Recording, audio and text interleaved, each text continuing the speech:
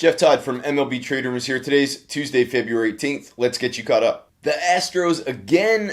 Yes, unfortunately, I get the frustration, I get the fatigue, but at the same time, folks, this story is not going away. The 2017 sign-stealing scandal in the news again. Commissioner Rob Manfred made comments over the weekend defending his handling of the situation and may only have made things worse.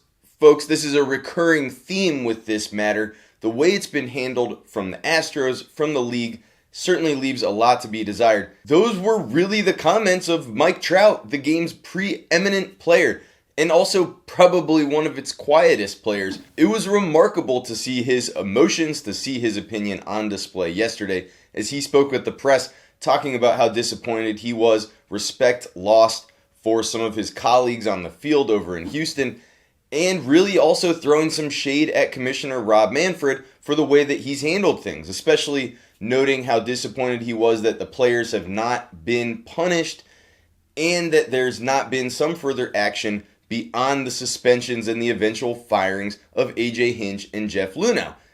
I think that what Trout is trying to capture here is the sense we all probably feel, or many of us anyway, that something more should have been done to acknowledge the gravity of the situation. Now, there is a fair counterpoint here to the idea that players should have been suspended. ESPN.com's Jeff Passan did a great job of rounding up all of the lawyerly reasons why the league probably would have had such a hard time. He called it a catch-22. Not wrong, but also a catch-22 of the league's own making. Review all of this and you'll see that the league did a very poor job of conveying the information through the teams to the players to ensure that clear rules were in place. Now, unfortunately, there are some around the game, some in the media, that seem to be setting this up as a union problem. The union would be the thing that's getting in the way of punishment. That's simply an unfair characterization of this.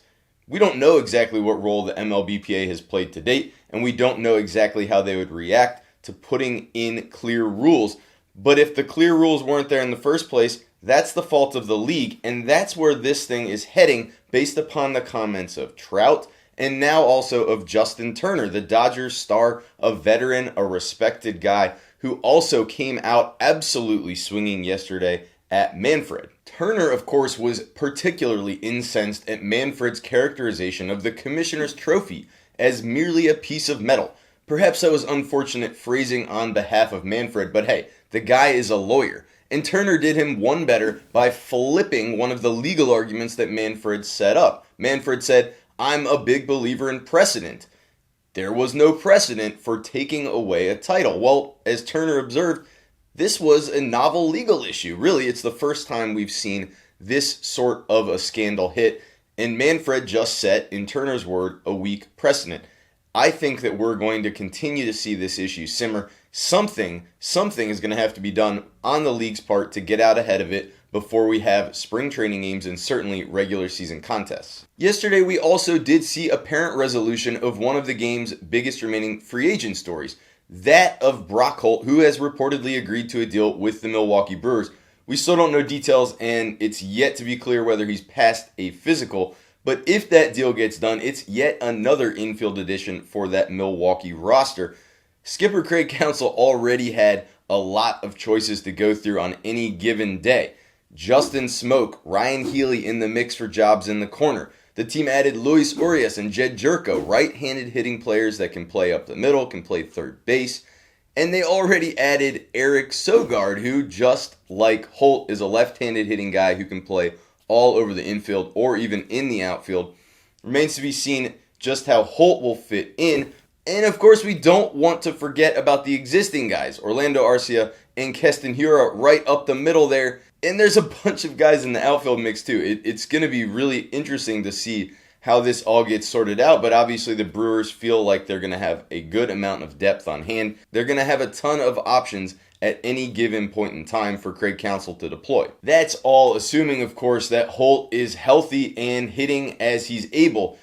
He's a guy that has, at his best, been a slightly above average big league hitter with incredible versatility, able to play all over the field. That's a really nice thing to have, but he has also been dogged by injuries over the past couple years, so he's going to have to stay on the field. Perhaps that's exactly the sort of reasoning that they used in coming to this super deep bench that they seem to be compiling. Now, some teams around the game have dealt with unexpected managerial or GM uncertainty. That's not the case for the Braves. They've announced new deals for GM Alex Anthopoulos and manager Brian Snitker that are going to keep that leadership team in place. It's not surprising at all after a pair of NL East titles.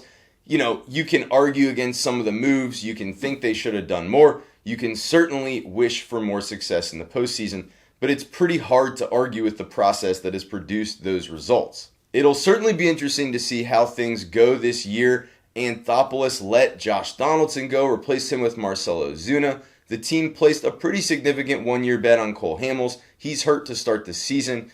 We'll see how Will Smith and that completely revamped bullpen is going to look after all the moves at the summer trade deadline and then few added moves over the winter. There's a lot to keep an eye on. It's also worth highlighting Snitker. Here's a guy that came up through the Braves organization, toiled there for many, many years without any recognition. He got a shot on an interim basis, and here he is a few years later, still doing his thing in the big leagues. That's always nice to see. Now, before you go running out on us, please head down below and subscribe, and of course, keep up with all the latest at MLBTradeRumors.com.